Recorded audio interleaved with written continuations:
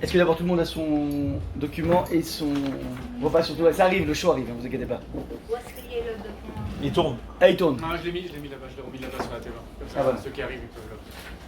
Vous avez compris, évidemment, on va pas faire dans l'originalité. Merci. On va parler de Tchouva, puisque c'est The Mitzvah du jour de Yom Kippour. Et je voudrais essayer d'aborder avec vous 3 points. Je suis pas sûr que j'aurai le temps de tout aborder, mais je voudrais ouvrir, si vous voulez, avec une approche très originale de Rav Wolbe, qui... Fils. Pardon? Père ou fils? Ah, je connais pas le fils, je connais que le père. Et le Saint-Esprit, je connais aussi les endroits. Donc, il relaie ici un passage dans Tehillim, ouais, qui dit la chose suivante. Ashrei ish, heureux l'homme. Comment on fait pour être heureux dans la vie? Ashrei, heureux l'homme. Comment on fait pour être heureux? C'est quoi le bonheur? Peut-être, ça met un Bechelko, ça c'est le Hachir, ça c'est le riche. C'est pas forcément le heureux, mais c'est vrai que ça rend heureux. Donc il faudrait comprendre qu'est-ce qui amène, qu'est-ce qui fait qu'un individu est heureux. Alors dit le texte dans le Tehillim, Yavet Hashem, celui qui craint l'Éternel est quelqu'un d'heureux. Alors en tant que tel, c'est vrai que ça décoiffe un peu comme définition. Parce que lorsqu'on pense à la Hirat Shamaim, ouais, la crainte d'Akadosh Baruch Hu, ça renvoie plus à une notion de crainte, une notion de flip, une notion peut-être même de... on va dire de remise en question. C'est presque culpabilisateur quoi. Quand tu parles d'Hirat Shamaim, ça veut dire bon voilà, à combien tu crains l'Éternel. Et ça n'a pas l'air d'être un moment spécialement de bonheur. Ouais, donc apparemment, c'est qu'on ne sait pas exactement c'est quoi la Hirat Shamaim. On va essayer de le définir. Mais normalement la Hirat Shamaim devrait générer chez un individu un état de bonheur, de nirvana. Ouais. Donc déjà, c'est-à-dire, je vous donne un exemple. Si je vous dis, voilà, il y a un très très grand tzaddik dans tel et tel village, à côté de Debdou. Si vous voulez vous figurer ce tzaddik, en général, ouais, ou une très très grande tzadikette, je vous le donnerai en 1000, l'image qu'on se ferait de ce tzaddik ou de cette tzadikette ne sera pas un individu en train de sourire. On verrait plutôt une personne avec... des rides sur le front, bien ridées, peut-être même un petit peu voûtées, plutôt très âgées, avec une canne éventuellement. C'est-à-dire, en général, le monde de l'Hirat Shamaim n'est pas tout à fait associé à la simcha, mais plus à l'angoisse. Ouais. Et là, donc, le texte est déjà en tant que tel assez paradoxal. Ashreish Yirat Hashem. Et la conséquence est la suivante, dit le texte. Bemitzvotav chafetz meod. Donc du coup, il prend un grand plaisir à ses commandements. C'est qu'en fait, c'est un individu, pour les hommes par exemple, qui se lève le matin et qui est tout guilluré. Alors tu dis, qu'est-ce qui se passe? Tu vas faire un plan ski nautique? Bon, on peut le faire même dans la rue, c'est vrai, t'as pas besoin d'aller... Ouais, tu veux faire un plan ski nautique, c'est quoi le truc? Qu'est-ce qui se passe? Tu vas récupérer le chèque de l'euro-million? Non, je vais mettre mes tefs. Mais quoi, c'est la première fois? Tu es belle tchouva, tu découpes. Ah, pas du tout, ça fait. Je suis marié. Enfin, je suis marié avec les mitzvot, je suis bar mitzvah depuis 40 ans! Oui, j'ai un engouement parce que tu comprends, moi, les tefs, c'est mon pied, quoi. T'apprêtes, ouais, un petit peu avant la shkia, à allumer les nérodes de Shabbat, et en général, c'est plutôt un plan. Voilà, la plata, la minuterie, les lumières, le papier coupé, papier. Et une demi-heure avant avec un café, nana. Ouais, tranquille, je me pâme. Je vais allumer les nérodes de Shabbat. Ouais. Ça, c'est ce que ça donne. Hirat Shamaim, ouais. Donc, c'est ce que dit le texte. Maintenant, bon, en tant que tel, le texte, il est complexe. Maintenant, les maîtres du Talmud, 4e siècle, vont avoir une lecture extrêmement incroyable. On ne va pas penser à ça. Ouais. Qui l'eût cru. Ne s'intéresse pas ni au bonheur Ashrei, ni à la crainte de Dieu, ni le désir ardent des mitzvot, qui semble être le point central du verset. Les maîtres du Talmud posent une question qui a l'air complètement annexe. Complètement annexe. Je fais une petite pause peut-être pour que les gens récupèrent leur trésor.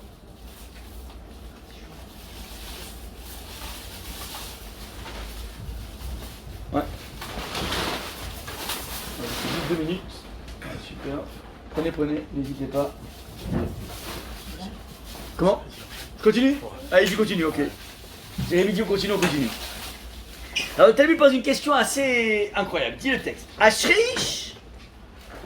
C'est quoi Ashreish? Heureux l'homme. La femme. Vélo Ashreisha. Et pas la femme. Donc c'est pas un texte moderne, hein, que je vous dis. C'est tiré d'un texte qui date du 4e siècle, ouais.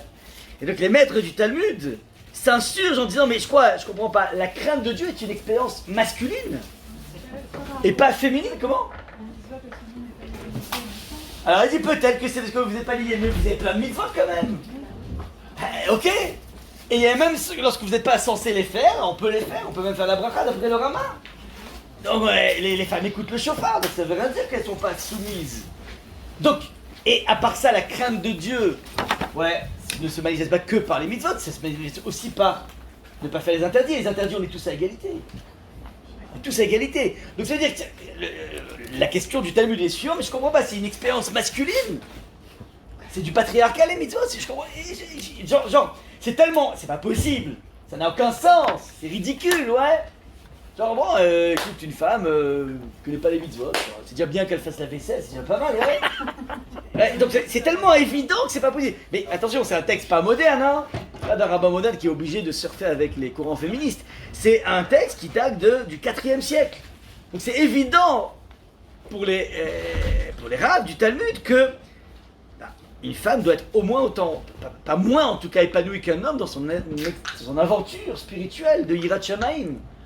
Et donc elle doit elle aussi être dans un engouement colossal. Je vais allumer les nérodes demain, c'est extraordinaire, on va faire Shiriano, c'est waouh. Je suis toute émoustillée de ça, ouais.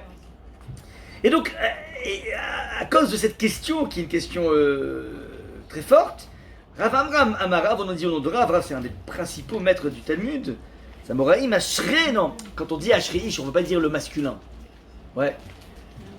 Alors, ok, alors pourquoi il n'y a pas marqué Ashrei Adam? Adam, on aurait dit Adam c'est homme et femme, quoi. Ouais, c'est humain. Non, pourquoi j'ai marqué Ish? Parce qu'en fait, Ish indique une autre notion que le masculin. Ish, nous dit le texte, Ashrei mi she'ose tshuva keshehu Ish. Heureux l'individu qui fait tshuva tant qu'il est encore Ish, tant qu'il est encore homme. Alors, je comprends rien, c'est quoi tant qu'il est encore homme? Parce qu'on va changer, on va devenir femme, c'est quoi l'idée? Non! Ish au sens puissance, au sens vigueur. Ouais. Le masculin veut pas simplement dire le masculin, mais veut aussi dire la puissance. Parce que l'homme est toujours associé à la notion de puissance. Regardez les Jeux Olympiques, heureusement qu'ils sont pas mixtes les épreuves. Ouais. Je parle en termes de, 100 mètres et compagnie, on a compris qu'il y a une différence. Donc quand tu dis Ish, tu veux évoquer pas que le masculin, tu veux évoquer le monde de la puissance. Et dit le texte, heureux l'individu qui fait tchouva tant qu'il est encore Ish. Ça veut dire quoi tant qu'il est encore Ish? Kesheou, c'est-à-dire Kesheou, dit Rashi en bleu, turquoise, comme le ciel. Kesheou barou bekocho, tant qu'il est encore jeune dans sa force, kolomar, c'est-à-dire Memaer la kirboro, qui s'empresse de reconnaître son créateur Kodem Yeme Azikna, avant d'être vieux, avant les jours de la vieillesse. Et là, je fais un petit point important. Donc, lorsqu'on dit Ashreish, heureux l'homme, c'est pas l'homme. C'est heureux l'individu qui est encore doté d'une pêche incroyable. Et là, ça dépend pas de l'âge, je vous précise. Parce que vous pouvez avoir, comme aujourd'hui, des personnes de 16 ans qui ont l'air de grabataires, pas au niveau physique évidemment, mais qui sont tellement fossilisés dans leur vie que on sent qu'il n'y a aucune marge de progression. Et tu peux avoir des personnes que tu pourrais dire que c'est des grabataires, et qui ont en fait une vivacité, qui ont une pêche incroyable. Moi je me rappelle quand j'étais allé voir Rav Steinman, Zatzal, ouais, il devait avoir 98 ans à cette époque. Bonhomme, tout fripé, ouais, bien ridé comme ça, très très vieux, ouais. Assis sur sa chaise, c'est jamais sur un dossier, ouais. Il mettait juste devant la chaise. Et donc tu vois l'enveloppe qui a l'air très âgée, très usée, mais les yeux, waouh, comme des bébés pampers, vous voyez les petites des bébés pampers, les yeux d'une pureté incroyable, d'une vivacité incroyable. J'ai eu la chance de pouvoir parler avec lui 3 minutes, j'avais une question très existentielle à poser. Il m'a répondu, il était souriant, tu vois. Donc en fait, ça c'est ce qu'on appelle un jeune. Ah, il y a 98 ans, ouais, mais ça dépend pas de l'âge. Oui, c'est ça. Ça dépend de sa pêche. Donc ça veut dire, tant que tu as de la pêche, ouais, ça vaut le coup de faire tchouva, parce que après, ouais, tu te laisseras pas chambouler. Je t'enferme, je t'engonce. Ouais. Mais là, c'est la première des choses qui est amenée ici par Ravolbe pour parler de la tchouva. Et ce qui est très très intéressant, c'est qu'en fait, le Ravolbe nous place devant un concept de tchouva qui n'est pas le concept qu'on a l'habitude d'entendre. Parce que de façon générale, lorsqu'on entend tchouva, on entend, ben, ressaisis-toi. Ouais, ce que. Comment? Je te dis que c'est la dernière minute, donc ça va dire la vigueur. Oui, mais en tout cas. Tu connais pas la dernière minute. Oui, non, oui. Faut que tu fasses tchouva la veille de sa mort, ouais, c'est effectivement. Ouais. Mais comme tu sais pas c'est quand, donc c'est tous les jours, oui. Le jour avant sa mort, c'est effectivement. Mais voilà, c'est la même idée. Mais je dis que de façon générale, lorsqu'on parle de tchouva, on entend très souvent. Bon, avant, j'allais dans un resto pas cachère, je prenais du poisson, maintenant je vais arrêter. Avant, je faisais pas comme il faut Shabbat, maintenant je vais faire... Donc, on entend la tchouva très souvent comme une sorte d'augmentation quantitative. Ouais. Je mangeais pas forcément cachère, je vais manger cachère, je vais Shabbat, etc. Ouais, donc on quantifie les choses. Pas les tzitzit, je mets les tzitzit, on rentre dans la sphère du visible en général. Et là, le Ravolbe t'amène devant une tchouva qui est tout à fait originale, qui est une tchouva. Ah, les documents ils sont là. Voilà. Qui est une tchouva qui n'est pas quantitative mais qualitative. Ça veut dire, dans ce que tu fais déjà, essaie de reconnaître ton créateur. C'est-à-dire qu'en fait, il y a des millions de choses qu'on fait dans la Torah qui sont de l'ordre du routinier. On se lève le matin, un truc, la tfila, le tef, le si, le la, le limou, tout ça. Et parfois, on en oublie Hachem. Pourtant, je suis dans les mitzvot. Mais je ne suis pas connecté avec lui. Je vous donne un exemple très intéressant. Je vous conseille d'essayer de mettre ça en pratique. Pour ceux qui font au moins une amida par jour, de ce texte qui est tellement fondamental de connexion, donc c'est le texte pour se connecter avec le Kadosh Baruch Hu. Vu qu'on n'a pas de temple, alors on a un talkie-walkie particulier qui s'appelle la Amida. Bon. Je n'ai pas dit un beeper, vous avez compris. Pour faire des tuilottes explosives. Donc, on a ce canal de communication avec Hachem qui s'appelle Amida. Le Shulchan Aruch stipule que, bon, l'idéal c'est d'être dedans toute la Amida. Mais bon, de facto c'est un peu compliqué. Je te dis en fait, si tu n'étais pas dedans pour au moins la première bracha, Birkat Avot, et le Avraham, et le Yitzhak, et le Yaakov, dans lequel on va parler de la louange d'Akadosh Baruch Hu, du fait qu'il est tellement grand. Il est à la base de l'histoire, c'est le Dieu d'Avraham, de Yitzhak, de Yaakov. Si tu ne penses pas ce que tu dis à ce moment-là précis, et que tu as fait tout impeccable après, chlet, faut refaire la Amida. Comme actuellement, vous savez, comme lorsque vous loupez, vous dites à quel Akadosh, au de Amelach Akadosh, tiens, qu'on refait, ouais. Eh ben, sachez que toute l'année, c'est plus dur que ça. Alors, si tu n'as pas pensé comme il faut à Birkat Avot, t'étais comme d'habitude à Honolulu, ouais, vous vous rappelez l'histoire de l'élève qui va voir le Rav, il dit écoutez Rav, je suis payé à l'heure dans mon boulot, et ça m'arrive quand même pendant les heures du boulot de penser au Divrei Torah, du Shabbat, du Rav, ou à penser au Daf Yomi. Donc est-ce que quelque part je ne devrais pas rendre le temps de l'imoud, qui n'est pas un temps pour lequel il me paye pour autre chose que ça, donc est-ce que je ne suis pas en train de voler mon patron? Et le Rav lui a répondu, regarde, pendant qu'on fait la tfila, pendant qu'on fait la prière, on pense tellement au business que c'est un juste retour des choses que pendant le business de penser un petit peu à Hachem. Ouais. C'est pas un sac à la rage, je vous dis, mais juste, c'est pour la boutade. En tout cas, ouais, ça veut dire, si tu n'es pas investi dans la première bracha, tu dois refaire du Shulchan Aruch. Maintenant, le Rama Rabbi Moshe Isserles, il dit, le problème, c'est que si tu refais, tu vas de nouveau être à l'ouest. Donc, vous ne pouvez pas refaire. C'est un phénomène perpétuel. Mais d'après le Shulchan Aruch, on devrait refaire. Alors, je vous conseille, je donne un exemple que j'ai entendu un de mes copains, qui a dit en fait que lui, il s'est travaillé là-dessus, et que maintenant, maximum, une amida sur 1000, il la loupe. Maximum. Donc en fait c'est jouable. D'être toujours hyper concentré sur la première. Et ce qui est intéressant, c'est lorsque tu es hyper concentré sur la première, en général, tu peux en grappiller plein d'autres. Tu peux en glaner plein d'autres. Ouais, plein d'autres. Alors qu'inversement, quand tu as mal commencé, après tu te rends compte, tu dis, C'est lancé. j'ai fini quoi. Ouais, j'ai fini. C'est-à-dire qu'en fait,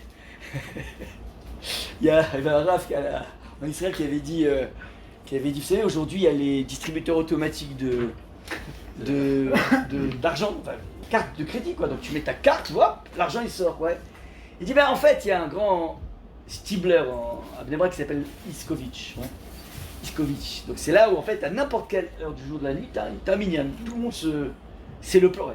Donc il dit, mais le problème c'est que les gens, enfin, il y a une telle masse d'individus, c'est tellement, il n'y a pas d'horaire quoi, qu'en fait, il dit, en fait, les gens rentrent là-bas et ils ressortent Moutpalal.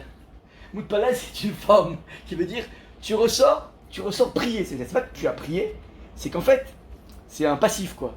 Je suis sorti prier quoi. Non, c'est-à-dire, en mode Moutpalal, c'est pas Mitpalel, c'est pas un actif, c'est un passif. Je rentre dans la cuve et boum, je ressors et on fait mon mincha. Ouais, c'est un petit peu la moquerie qu'il disait. Bref, donc en tout cas, ce qui m'intéresse ici, et qui va être assez fondamental, ouais, je suis pas en train de dire qu'il ne faut pas essayer d'augmenter, prendre sur soi quelque chose d'autre qu'on ne faisait pas l'année dernière, c'est sûr. Mais avant, à la limite, l'augmentation quantitative, réfléchir à la dimension qualitative. Et ça, c'est très important. J'ai eu plusieurs fois à le citer, certainement même ici, mais je le répète encore une fois. Très souvent, nous, on a l'impression que entre nous, qui respectons la Torah, qui essayons de la respecter à la lettre, ouais, et le juif de Kippour qui va débarquer vers 5-6 heures, en garant sa Porsche, juste devant la choule, en éteignant son cigare, en fermant ses portables et en rentrant, en mettant son stylo Mont Blanc dans sa truc, il rentre à la choule et arrive à la Neila, ouais. Tu dis, entre lui et moi, bon, il y a quand même des années-lumière, quoi. Ça s'appelle un bonhomme, un juif de Kippour. Il est complètement à l'ouest. Nous, on prie vers le Mizra, vers l'est, mais il est complètement à l'ouest. Ouais, il est bon. Ok. Maintenant, ça c'est... Donc, nous, on est là, lui, il est là. Et maintenant, si tu vois, il devait y avoir 13 échelles, il n'y a pas de palmarès, il n'y a pas d'échelle, parce qu'il n'y a qu'un échelle qui connaît les choses, ouais.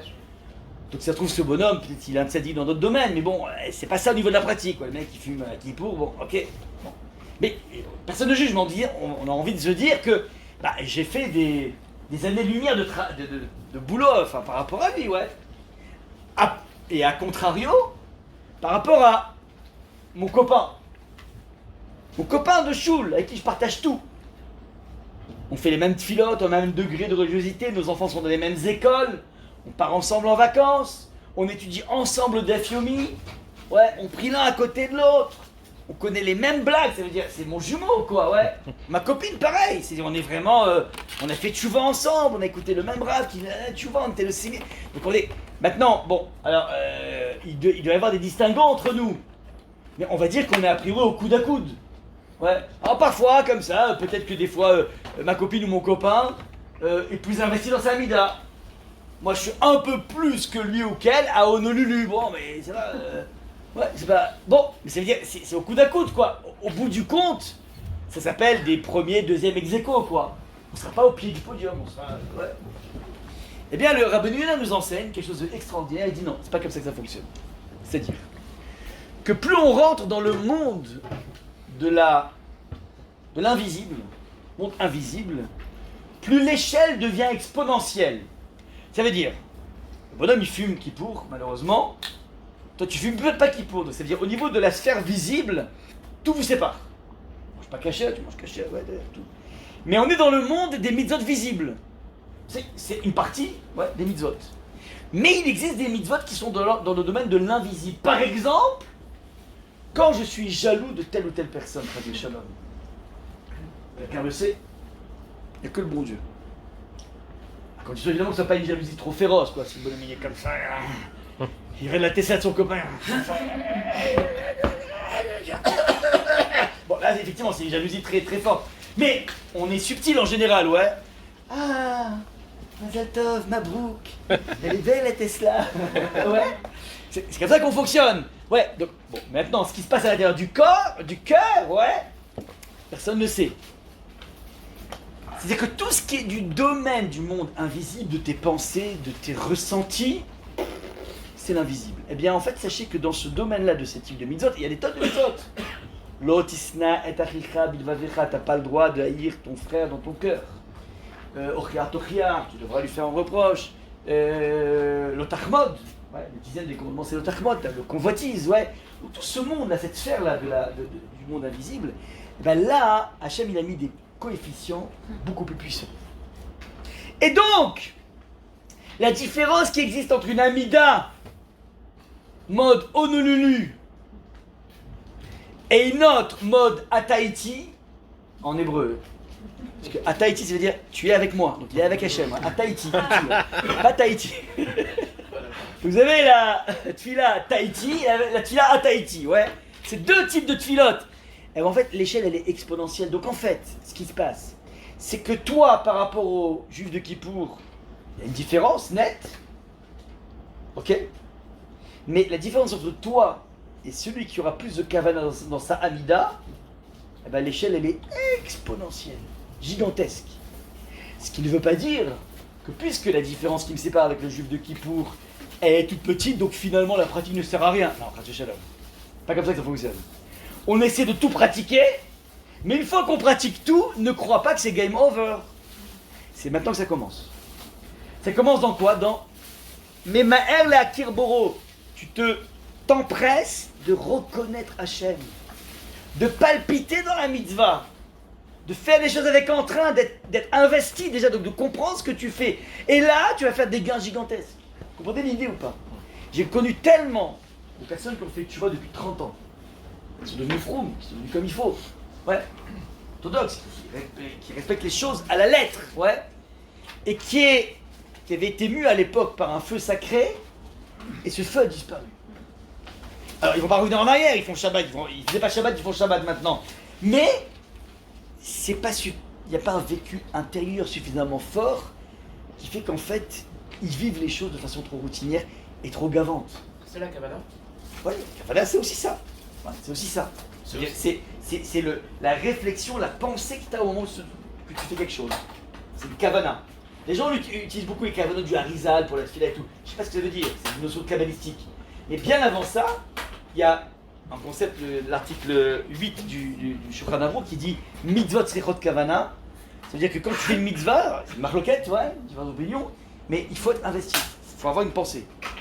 Tu fais pas, si tu veux, une fila ou un acte en mode inconscience. Oui, c'est pas.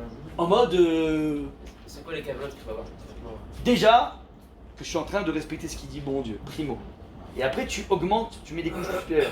C'est quoi le sens d'être feeling? Pourquoi Mais d'abord, je suis là pour respecter ce que Hachem m'a demandé de moi. C'est le Melech, c'est le roi, et je suis un serviteur, je fais ce que j'ai à faire. J'ai eu une heure de Shabbat, il m'a demandé, je le fais, point barre. Non, je peux ensuite, sur les heures de Shabbat, on pousse à travailler, à enseigner un livre qui est comme ça, à peu près d'un élève de Rav Shapira, et qui va expliquer c'est quoi le sens profond des heures de Shabbat. Il n'y a pas une seule halakha dedans.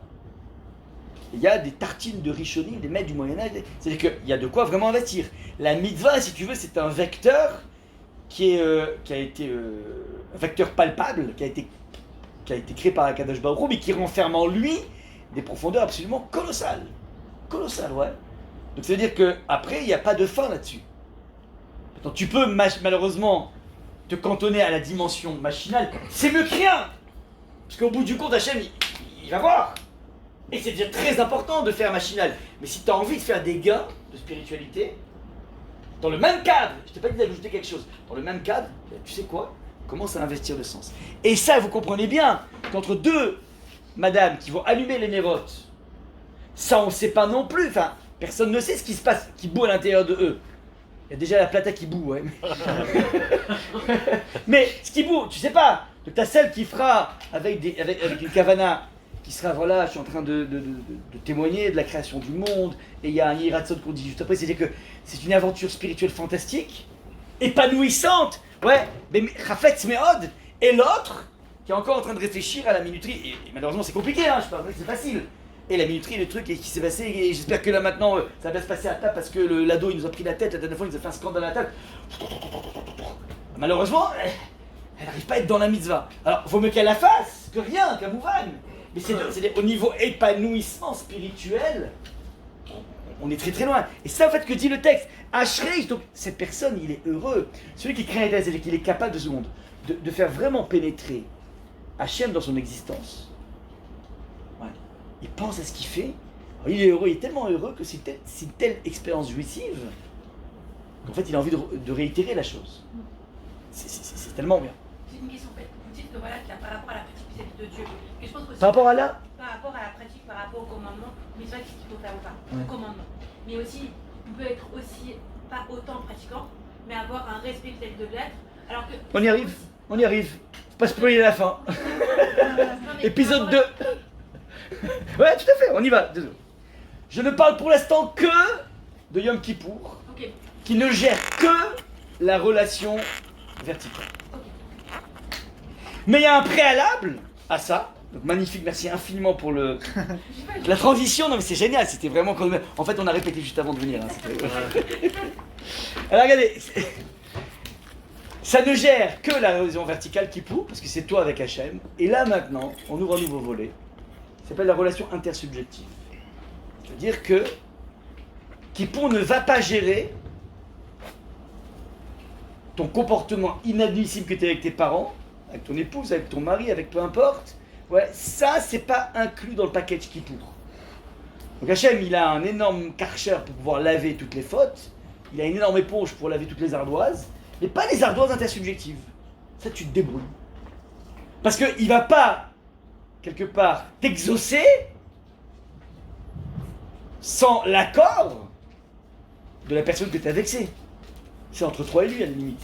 Parce que Hachem, il n'est même pas là-dedans. Donc toi, tu dois gérer ça, la dimension. Alors. Avant ça. Je voudrais vous amener donc un classique aussi au niveau de la tchouva. C'est que la tchouva se décompose en 4 dimensions. C'est marqué ici donc en 2 dans une relation à Hachem. Toujours, je reste dans la relation à Hachem, excusez-moi. Il y a d'abord, faire tchouva, c'est déjà abandonner la faute. J'irai plus dans ce type de restaurant, point barre. J'abandonne. Maintenant, il faut avouer la faute. Et le Rav Hirsch fait une remarque très jolie dans le vidouille. Ouais, le vidouille que vous avez dans tous les sidurim. On va commencer même à Mincha. Demain à Mincha, c'est le Mincha qu'un Khatanli d'ailleurs. On va faire Hachamnu, Bagadnu, Gazalnu. Donc c'est selon le Aleph Bet. Hachamnu, Bagadnu. Maintenant. Ce qu'on appelle le vidouille, c'est l'aveu. Mais l'aveu fait remarquer, Rav Hirsch se dit en hébreu les hidvadot. C'est pronominal, c'est réflexif au niveau grammatical, syntaxe. C'est-à-dire en fait que c'est pas un aveu vis-à-vis d'un rabbin, d'une tierce personne, mais c'est s'avouer soi-même. Ça veut dire que la démarche de l'aveu, c'est être capable, attention, de dire j'ai fait telle faute à Shamnou, donc à Shamnou j'ai provoqué le shimamon, la désolation, Gazalnou. J'ai volé, j'ai fait plein de tout ce que j'ai pu faire, ouais. Alors, et attention, évidemment, Gazalnou, quand tu dis Gazalnou, alors évidemment, si tu n'as jamais pris une pomme à l'étalage ou je sais pas quoi, tu dis, bon, ça ne me concerne pas. Non! Gezel, c'est Gezel Shena.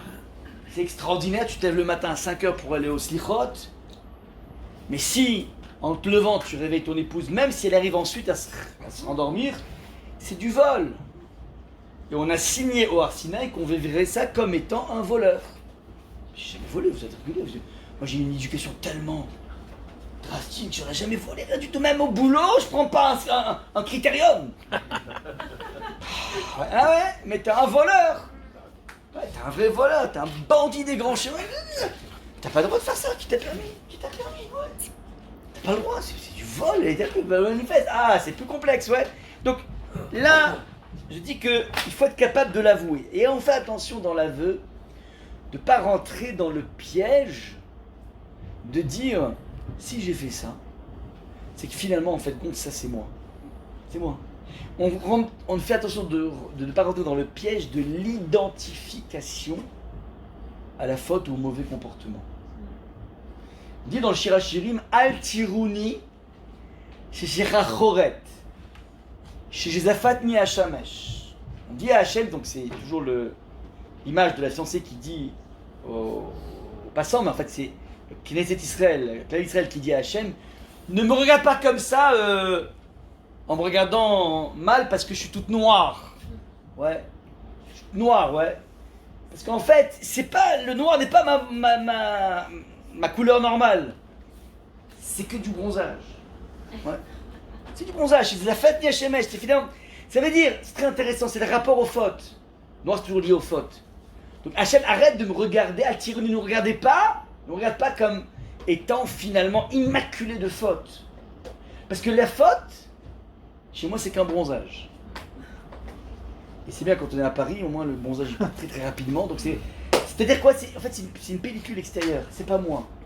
Ça veut dire que même si je m'apprête à m'avouer à moi-même que j'ai pu fauter, ce qui ne veut pas dire que c'est moi. C'est la partie extérieure de moi qui s'est laissée aller. Ce que les Balataniens appellent le Nefesh Behemi. Et je me dis, ça veut dire que c'est toute ma structure de mon Nefesh, de mon âme qui est dans le monde des pulsions, dans le monde des stimuli. Mais cette âme en question, elle recouvre une âme beaucoup plus complexe, beaucoup plus subtile, beaucoup plus noble, beaucoup plus inaltérable, un diamant qui s'appelle Chelek Nefesh Eloka, l'âme divine qui est à l'intérieur de nous aussi, et qui s'appelle Chelek Eloka Mima'al. C'est un verset dans Yov. Chelek Eloka, c'est une partie de Dieu. Chelek Eloka Mima'al, de tout là-haut. Donc on a, Yov, une partie divine. Tout le monde le sait ça. Sauf que le Balatania rajoute un point, parce qu'en fait, si t'es inversé, c'est pas un ridouche, mais le Balatania dit, quand on dit que Chelek Eloka Mima'al, une partie divine Mima'al de tout là-haut, Mamash, pour de bon, il dit. Palpable, c'est-à-dire que c'est pas simplement une sorte d'image, c'est quelque chose qui est palpable, donc c'est ça qui est à l'intérieur de nous. Et donc, l'idée, c'est d'essayer de retrouver mes zones de pureté qui n'ont pas été finalement colonisées par mon mode de vie. On a des zones à l'intérieur de nous qui sont restées totalement vierges. Ce sont ces zones-là qui sont l'émanation de notre Chelek Eloka Mima'al. Et donc lorsque je vais m'avouer moi-même ce que j'ai fait, j'en prends en même temps une distance. C'est ça le génie. Ouais. À Mavdi, je me rappelle, il y avait un reportage sur Canal+. Ils ont fait un film sur l'arnaque au président, le fameux Shekli, ou je sais pas comment il s'appelle. Ouais. Comment? Et je me rappelle, j'avais été choqué, j'ai été heurté par son interview, le bonhomme, sans vergogne. Il dit, mais que voulez-vous de moi? Mais je n'ai rien fait. J'ai pris un couteau, j'ai pris un revolver, je n'ai qu'un téléphone dans les mains. Ça veut dire, c'est pour te dire, mais je n'ai rien fait quoi. Ça c'est moi et ça bougera pas. Je suis Mister Arnaque au président. Et c'est légal, si vous voulez presque. C'est-à-dire, c'est ce côté complètement engoncé. Même lui pourrait faire, tu vois, de vous à moi. Hein. Une vraie prise de conscience. Ouais. Mais tout le monde peut faire, tu vois. Mais là, c'est l'individu qui dit, oui, j'ai fait ça, mais où est le mal? Où est le mal? Ouais. Il identifie à sa faute. Nous, on fait, donc je répète, cet aveu, on s'avoue à soi-même sans s'identifier. Maintenant, pour relever les juste pour un petit point par rapport à la relation verticale. La relation horizontale, je vous amène ici un point assez important à se rappeler. Et je prends le personnage de Avraham Avinu qui est considéré quand même le premier grand Baal Tshuva. C'est-à-dire, au sens, il y a les 15 jours de vie, c'était Reuven, le vrai Baal Tshuva, mais Baal Tshuva par rapport à la découverte du monde de la Torah. Il ne vient pas d'un monde à l'intérieur, il vient de l'extérieur, il a décidé de franchir les frontières. Ouais. C'est une Tshuva à partir de rien. Les autres personnages comme Adam, Noah, Shem ont été baignés dans la Torah. Passé à des Frombers, des orthodoxes de naissance. Abraham n'est pas un orthodoxe, il va faire le pas, donc un petit peu comme beaucoup de Baalei Tshuva en France, qui sont passés de la dégustation des crevettes à manger comme il faut, ouais. Donc, si on doit s'identifier, c'est un petit peu sur Avraham Avinu. Et Avraham Avinu va avoir, comme une de ses épreuves, le devoir d'Hachem de pratiquer la Brit Mila à l'âge de 99 ans. Ouais, c'est pas l'âge le plus alerte pour le faire. Et à l'époque, vous comprenez qu'il n'y avait pas d'anesthésie locale ni générale, ni des ni des pansements Urgo, c'est le sponsor d'aujourd'hui, ouais. Donc il n'y avait rien de tout ça. Donc c'est une épreuve complexe, ne serait-ce qu'au niveau physique.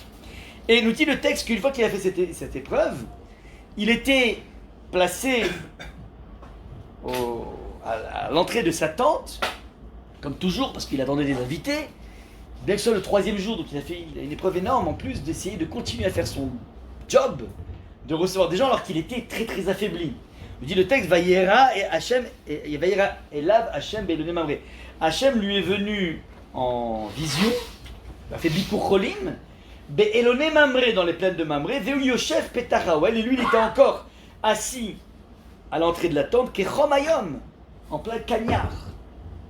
Mais dans tous les éléments ici, a priori, sont importants, c'est-à-dire, parce qu'on s'en fiche de la température. C'est pas iPhone météo, quoi, c'est quoi ce truc? Toi, ça s'intéresse à la température? Non, comprends, il y a des choses importantes. C'est qu'en fait, Hachem savait pertinemment qu'Abraham était focalisé et obsédé à faire les mitzvot, de recevoir des invités. Il s'est dit à tous les coups, il va essayer de le faire maintenant. C'est pas sympa de lui envoyer des invités à un moment où le pauvre il est complètement avachi. Sa place, c'est plutôt à l'intérieur de la maison, sur un lit tranquillement. Ouais.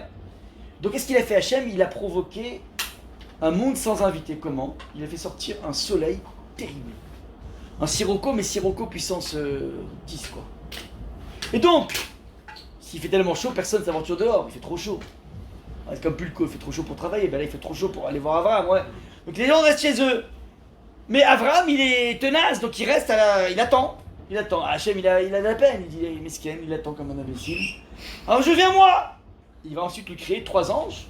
3 anges qui vont arriver, déguisés en arabe. Ils se prosternent à la poussière de leurs pieds, ouais. Pour sustenter Abraham. Donc quelque part, Hachem, il craque. Il a mis en place un cadre pour empêcher les invités, mais Abraham, il défonce le cadre, donc il vient lui-même. Donc jusque-là, tu comprends que Kechomayom, c'est hyper important dans le texte, ouais.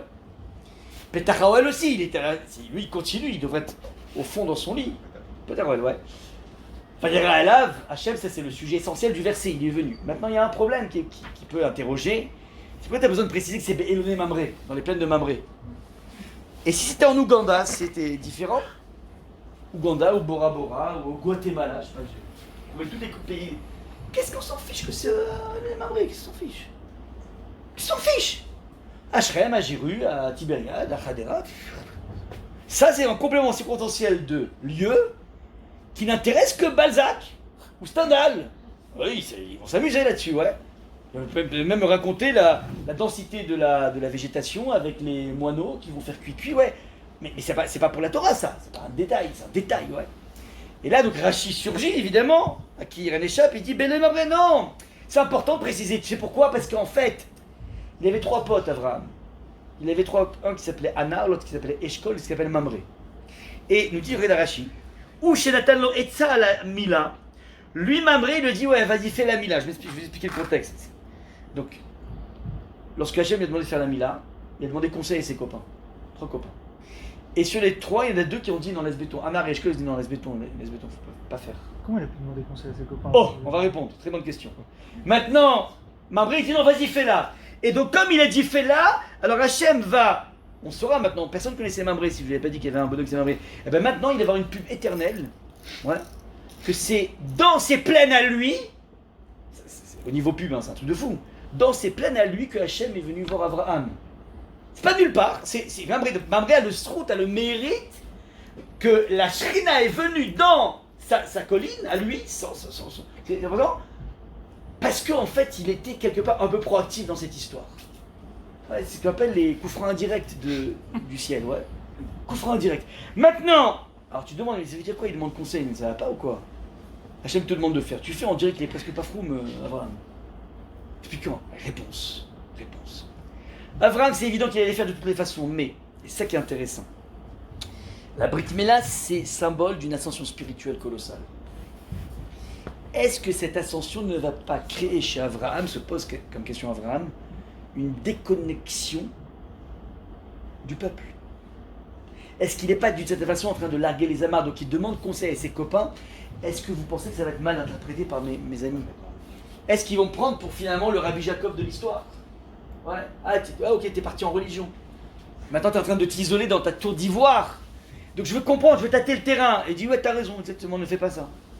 Parce que là, tu vas couper net. Et donc tout l'impact que tu avais autour de tous les 75 000 personnes qui te suivaient, ils vont t'abandonner parce que là, tu es devenu un ovni. Et Mamré lui dit non, pas du tout, tu peux faire et tu peux garder encore les choses. Et donc qu'est-ce qu'il fait Abraham? Il va écouter, mais il est rassuré quelque part qu'il n'a pas les amarres. Maintenant, c'est très intéressant. Juste après ça, la Brit Mila, je l'ai dit, il va recevoir 3 Arabes. Il ne sait pas que c'est des anges. Qui se prosternent à la poussière de leurs pieds. Donc c'est le degré enfin ce sont les clients idéaux pour Abraham, ouais. C'est les degrés les mecs les plus graves qui existent, ouais. Maintenant c'est des idolâtres. Et lui, ils combattent en permanence l'idolâtrie. Et il dit le texte, qu'Abraham va les voir, il va les recevoir, mais pas les recevoir. Vel Bakarat Avraham Vaikar Ben Bakar Arvatov, dit le texte. Il va courir, 3e jour, Brit Mila, c'est affreux. Il va courir pour aller choper Ben Bakar Arvatov, un veau rare, tendre. Vatov est bon. Demande Rachi, mais je comprends pas, un petit veau, Ben Bakar, un petit veau, ouais. Il est forcément tendre et beau, c'est comme les enfants, ils sont trop mignons, hein. Ouais, c'est un pléonasme. Il est trop mignon, bah oui. Donc, pourquoi? Réponse de Rachi, non, t'as pas compris. Ben Bakar, Rar, Vatov. 3 petits veaux. Pour donner à chacun de ses invités une langue. Des Marocains, les invités. Donc, une langue, ouais. C'est-à-dire que il va les recevoir nec plus ultra. Et il demande à sa femme, louché ou goth. Ouais, tu fais du pain et tout. Le rêve, le rabbin m'avait dit à l'époque, il m'a dit, mais ouais, la moutarde, tout le truc. Mais ok, il dit, tu reçois quelqu'un de très important à tes yeux, tu mets le paquet. Mais là, pourquoi il sort pas les chalotes du congélateur? C'est-à-dire, pourquoi à ce point? Tu les reçois, mais t'es pas obligé d'aller chacun une langue, il y a quelque chose qui est complètement fou. Non, mettez-vous, c'est encore une fois, ça veut dire, tu reçois, je sais pas, une personne très rachouve à tes yeux, il y a une chose. Mais imagine, je sais pas moi, je sais pas, tu reçois, je sais pas, 3 anciens terroristes. Ils ont fait tchouva, ils sont en train de faire tchouva, ouais. Tu vas te tuer. Faut mettre les choses dans le contexte. Tu vas vraiment te... Il y a un truc, ok, j'ai une mitzvah d'hospitalité, ok. Je suis pas obligé de faire le méadrine, de méadrine. Et le Rav a expliqué de façon... Donc la question est très forte. Le Rav avait dit la chose suivante, il dit non. Il dit, étant donné que Abraham veut s'assurer que cette ascension spirituelle n'est pas synonyme de largage d'amarre, donc il va exagérer le trait dans « je reste avec vous ». Vous comprenez ou pas? Il exagère. Ouais. J'ai très souvent des balais de tchouva, qui quand ils font tchouva, enfin après ça fait un peu des catas, pourquoi? Parce qu'en fait, ils font tchouva, ils deviennent arrogants avec leurs parents. Il a les amarres, c'est de ça qu'on parle ici. Mais Rav, enfin je veux dire, il mange encore du porc à la maison quoi. Je dis, ouais, et c'est what? T'as pas demandé de manger. Par contre, toi tu fais tchouva, pourquoi tu fais tchouva? Ah, la Torah c'est émettre. Oh, magnifique, t'as raison.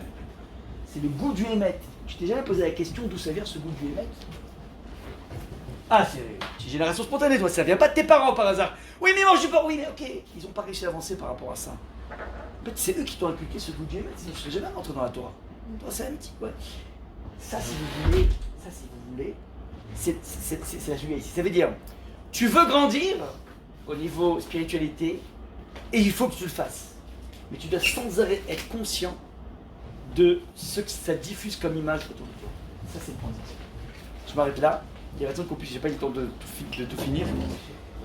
Il y a raison qu'on puisse avoir un magnifique hippo, de magnifiques fêtes, et qu'on puisse grandir, et que surtout, on assiste à un sauvetage total de tous les otages, une protection totale pour nos chayalim, et que, Bezat Hashem, on puisse enchaîner une nouvelle...